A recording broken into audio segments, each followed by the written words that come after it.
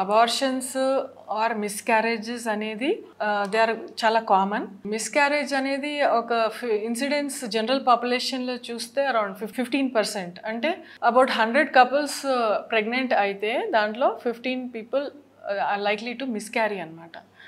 ఈ మిస్క్యారేజ్కి చాలా కారణాలు ఉంటాయి. Once in a while miscarriage, ఎప్పుడో ఒకసారి మిస్క్యారేజ్ అవ్వటం అనేది అది nothing to worry about it, ఎందుకంటే అది ఆ 15% ఇన్సిడెన్స్లో అయిపోతుంది. కానీ కొంతమందికి రిపీటెడ్గా మిస్క్యారేజెస్ అవుతాయి, దాన్ని రికరెంట్ ప్రెగ్నెన్సీ లాస్ అంటాము.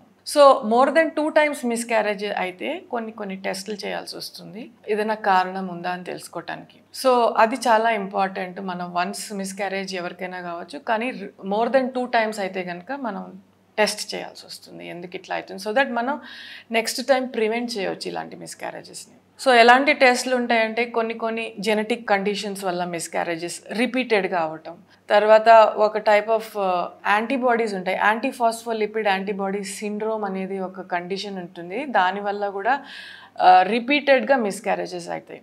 సో ఈ యాంటీఫాస్ఫోలిపిడ్ యాంటీబాడీ టెస్టింగ్, తర్వాత థైరాయిడ్ టెస్టింగ్, ఇవన్నీ మ్యాండేటరీ టెస్టింగ్, ఎందుకంటే ఇవి ట్రీట్మెంట్ ఉంది వీటికి. కానీ ఇప్పుడు ఈ జెనెటిక్ కారణాల వల్ల మిస్క్యారేజెస్ అవటం, ఇవన్నీ వాటికి ట్రీట్మెంట్ అనేది ఏముండదు, జస్ట్ మనం ఒక కారణం తెలుసుకోగలరు.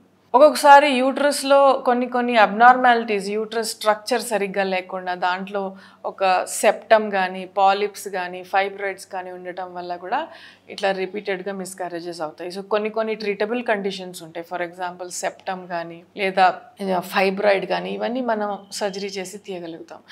సో మిస్క్యారేజ్ అనేది it is a very traumatic event. ఎవరికైతే పేరెంట్స్కి ప్రెగ్నెన్సీ కావాలనుకున్న వాళ్ళకి మిస్క్యారేజ్ అవటం అనేది చాలా మెంటల్గా కూడా వాళ్ళు బాధపడతారు. సో మోర్ దెన్ 2 మిస్క్యారేజెస్ అయితే కనుక డెఫినెట్గా టెస్టింగ్ చేయాలి.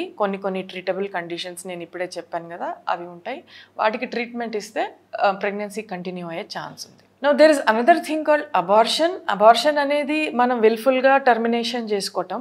అది కొంతమందికి అన్వాంటెడ్ ప్రెగ్నెన్సీస్తో ఇట్లా అబార్షన్స్ చేయించుకోవాలనుకుంటారు. దట్ ఈస్ లీగల్ అబార్షన్ ఇండియాలో up to 24 weeks it is permitted in certain situations. అది ఏంటంటే ఫెయిలియర్ ఆఫ్ కాంట్రాసెప్షన్, మదర్కి కంటిన్యూ ద ప్రెగ్నెన్సీ ఏదో మెడికల్ కారణం వల్ల it is very risky for her, or the బేబీలో ఏదో ప్రాబ్లం ఉండి బేబీ సర్వైవ్ అయ్యే ఛాన్స్ చాలా డిఫికల్ట్ ఉన్నప్పుడు. సో ఈ కొన్ని సిచ్యువేషన్స్ ఉన్నాయి. So this is called legal termination. ఇల్లీగల్గా అనేది ఏంటంటే డెఫినెట్లీ ఈ సెక్స్ డిటర్మినేషన్ చేసి టర్మినేషన్ చేయటం అది ఇల్లీగల్, అది పనిషబుల్ బై జైల్.